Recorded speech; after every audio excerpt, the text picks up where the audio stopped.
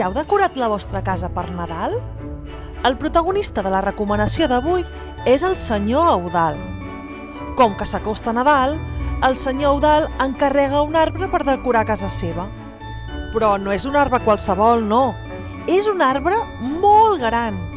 És tan gran que no hi cap a la casa. I per fer-lo cabre, n'han de tallar la punta. I què en faran d'aquest tros? Doncs aquest arbre servirà per decorar les cases de tot un seguit de personatges, grans i petits, que apareixen en el conte. Si els voleu conèixer, endinseu-vos en la història de l'arbre de Nadal del senyor Eudald. Escrit i il·lustrat per Robert Barry, es va publicar originalment l'any 1963 i l'ha reeditat en català Corimbo.